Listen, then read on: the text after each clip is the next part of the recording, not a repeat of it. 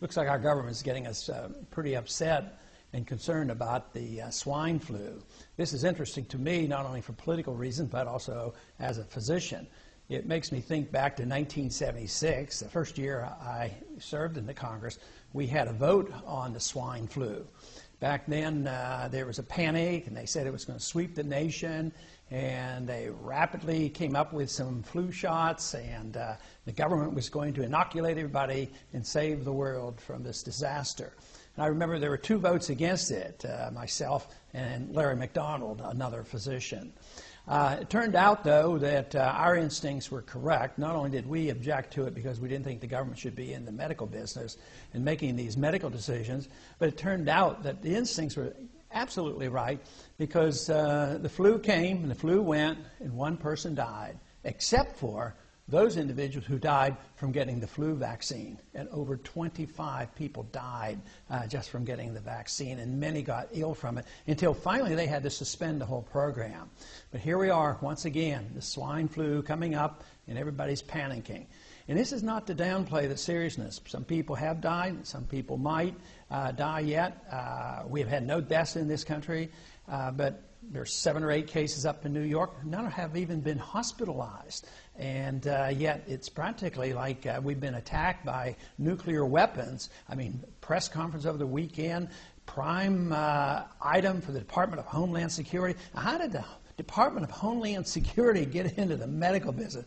You know, it just is totally out of control on what they think we should do.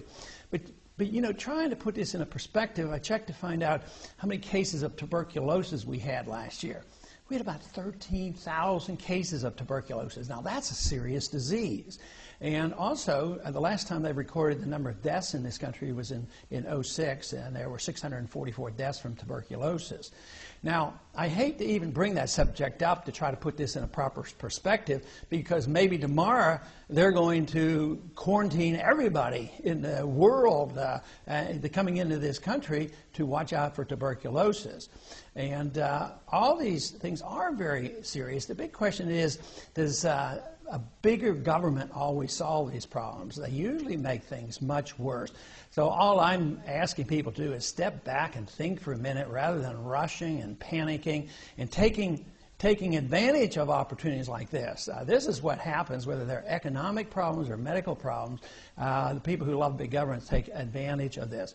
And in the Department of Homeland Security, she's really not acting outside the prerogatives of that department. And one of the reasons I voted against it, it's an open-door invitation to deal with medical problems. And, of course, the way I see medical care in this country is deteriorating and the costs are skyrocketing, mainly because we have had central economic planning in medicine now for 30-some years. It hasn't worked very well, so now we're about to embark on socialized medicine.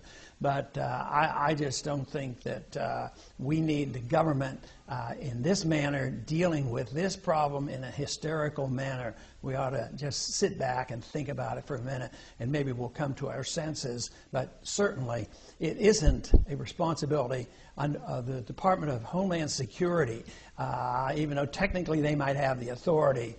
That, to me, is not something that should be turned over to that department. That is the medical care of this country.